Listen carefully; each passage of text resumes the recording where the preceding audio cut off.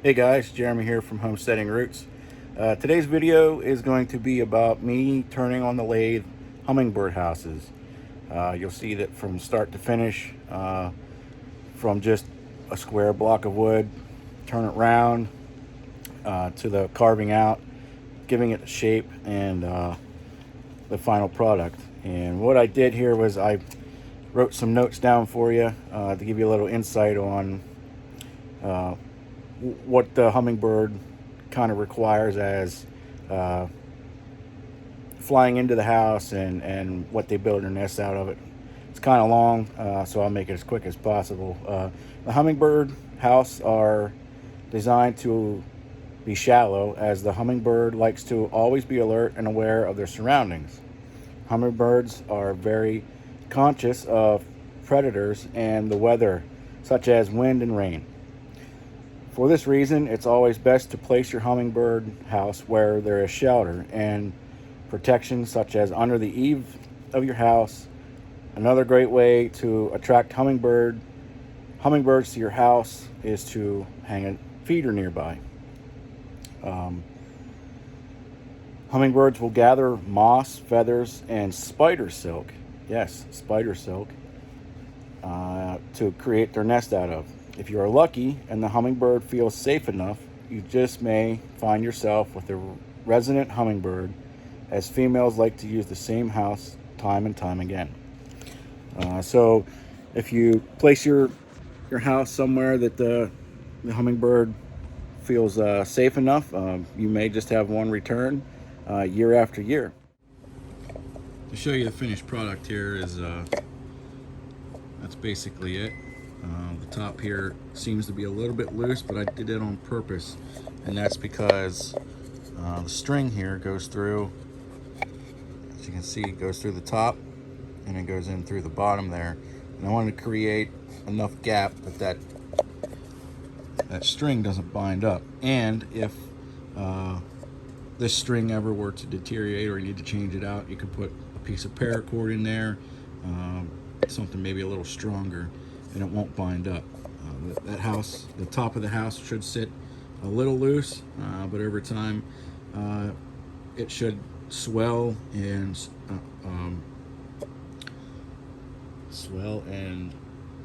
come on now, shrink. There we go, shrink. But that's also why that this is a little loose, so that takes into account for that. If you can see here, I'll set this down. It's very shallow to where the hole is. Get a good picture in there. As you can see, it just right there at the bottom versus where the hole's at. So it's very shallow, like a shallow house. So also in the video, you're gonna see, I know some of you might point out what I started out with and what I ended up with, two different types of wood. Yes, I did start with cherry. Unfortunately, I got some cracks. If I can point them out here, they're not major, but I wouldn't want to send it to somebody and maybe only get a month or two use out of it, and then it would really split, and then that's just not good craftsmanship anyways. So I did get a few cracks. See if I can find them for you. Yeah, right there's one, and then it split right there. So pretty much 3 different splits. So I felt that like I said, it wasn't good craftsmanship for me to continue that and give that to somebody or sell that to somebody. So this is cherry. That's what I started out with, and then I switched the cherry out to maple. So the finished product is maple. So you'll get the gist of how I go from square stock, turn it into round stock, and then do the top, as well as, you know, carving the centers out on both the base and the top. So just wanted to point that out just to clear the air. So here we go.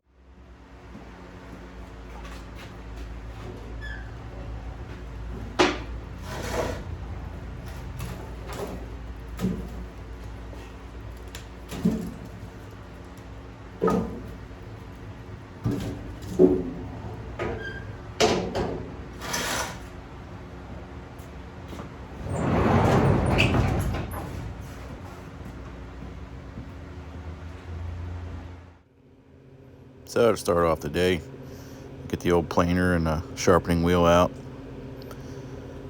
This wheel here, a buddy of mine and I kind of repurposed it, rewired it, just sharpening some chisels and skews and honing them in so I don't have to do that halfway through the project. I know it's not ideal, but it works for me and it was free. So here I'm just cutting some cherry, getting it ready, sending it down the planer just to make sure all the sides are square and there's no notches or nicks are out of it, so it's nice and even on all four sides.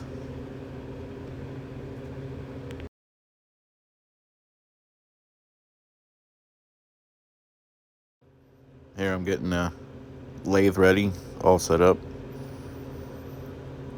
I'm marking the centers of the blocks so I know where to put each end on the headstock and tailstock.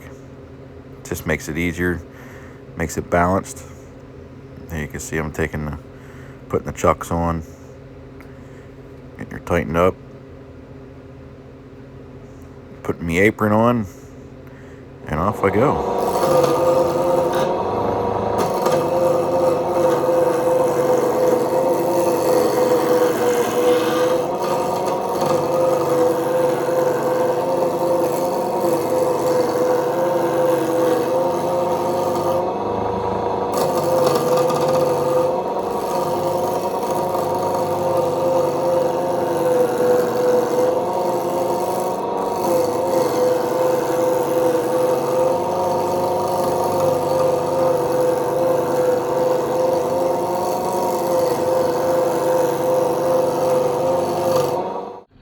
This is just a slow-mo video of me using the spindle roughing gouge.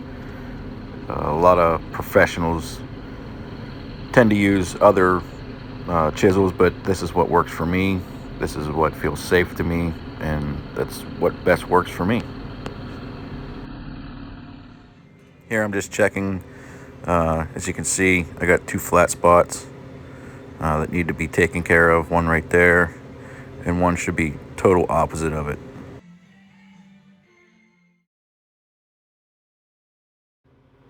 So I'll go back and take the spindle roughing gouge back to the piece of wood. Shouldn't take too much to take those two flat spots off. Just a nice even side to side motion should take care of that.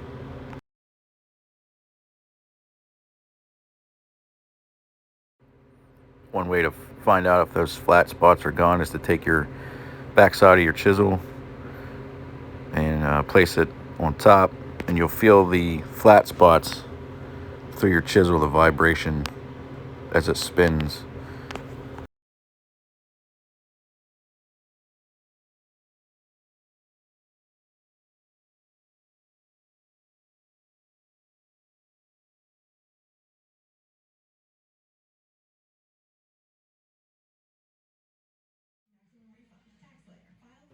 So here I'm just checking the finished product, making sure that everything's smooth to a point and that it's where I want the basic shape to be before I take it off the lathe and change out the chucks.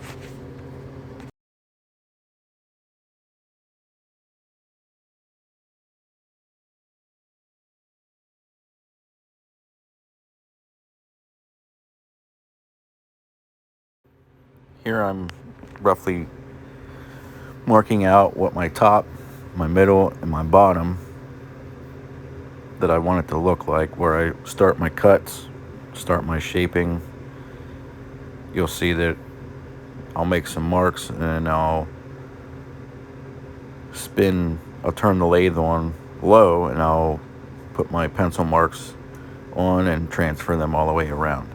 So that way I know where to start my cuts, how deep my cuts should go to make the shape that I want.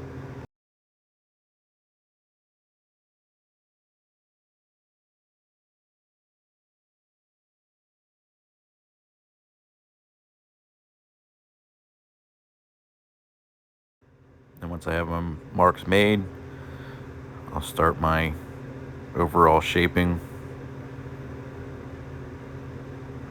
tearing away that extra material that I don't need to give it its shape. And right now it's just a rough shape. I have an image in my head of what I want it to be, but sometimes it doesn't come out the way that I see it. Here you can also see a different angle. Like I was saying, I have a vision in my head, but sometimes it's hard for me to take that vision and channel it through my hands into the tool to make that image come to life. Here I'm just starting the hollowing out process, making sure that I'm not getting too thin on my sides there. I don't want that to chip away or crack.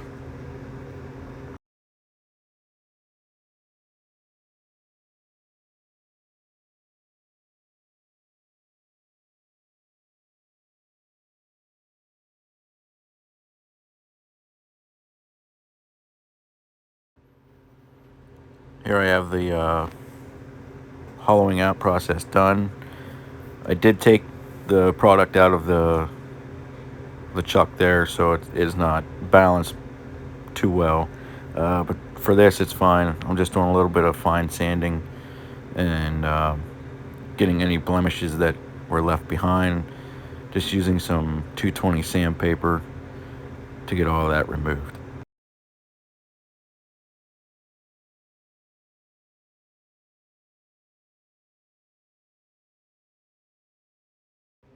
Here you'll see me suck up any dust that might be left behind before I apply mineral oil here. I like to let that soak in, give it a good coating before I hit it with some beeswax to seal that in. Beeswax helps repel moisture and make it last a little longer. So here I'm just repeating the same step as creating the base as I am with the top, using the roughing spindle gouge to take it from square stock to round stock. And I'm squaring up the ends so I can put it into the next chuck.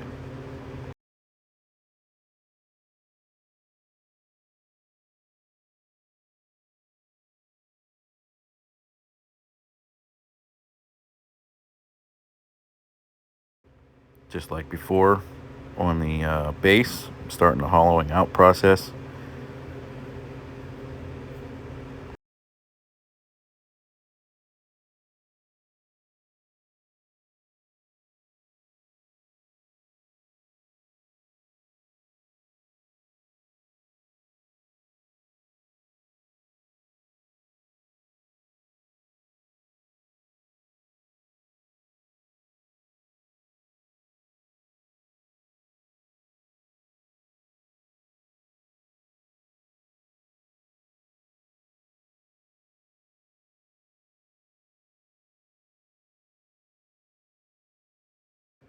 Here you can see finished product of the top of the birdhouse.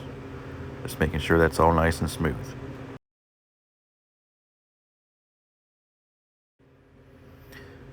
Now here I'm just finishing the shape of the top that I want. The reason I did not complete it until now is I want a lot of that product in the back end so it doesn't wobble or create too much vibration or have a tendency to tear off.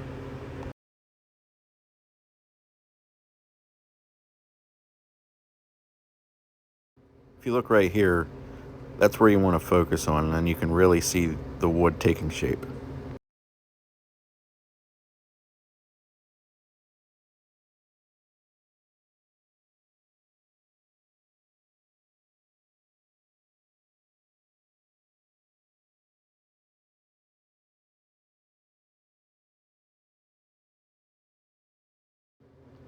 So I'm just taking my time, trying to really focus on that shape that I'm trying to create, taking a little bit of wood at a time.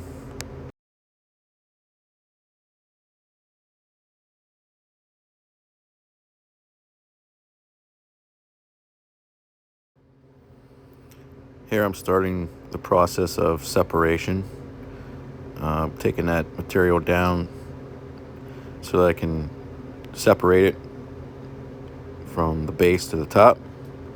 And sometimes, if you're good enough or you're well experienced, this process should be very smooth. But before I do that, I'm doing the same thing as I did at the bottom, a little sanding, some mineral oil, some beeswax to coat that in there. And here's the separation. So what I'm doing here is getting ready to put in the hole for the hummingbird to come in and out of. What I like to do is just line up the grains to the top, to the bottom, and just try to find a good spot that I think that looks well. And I'm using a Forstner bit to create that hole, not going fast, just a little bit at a time, because I don't want any tear outs or cracks to form.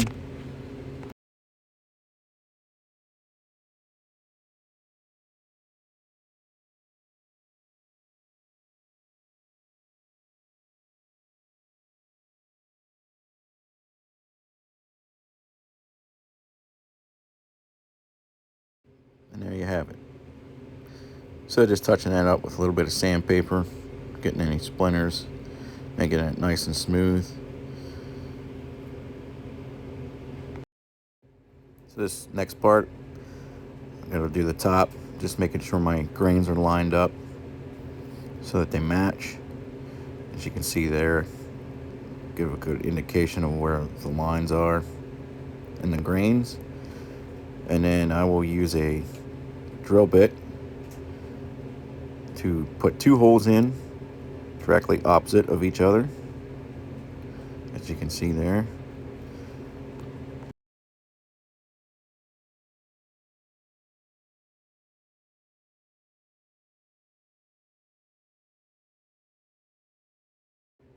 And then what I like to do is put a screw or something in that one hole so it doesn't move. Makes it just a little bit easier to drill the other hole.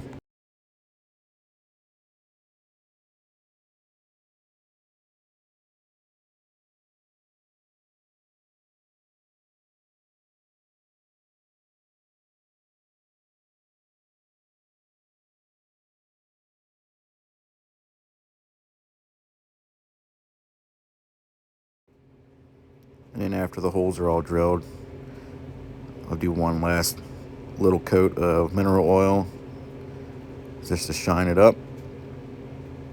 That way it looks pretty for pictures and show and tell.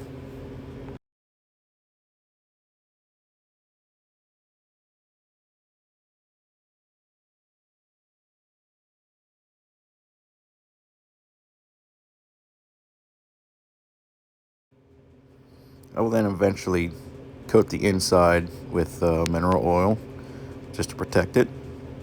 And there you have it. Thanks for hanging out with me today.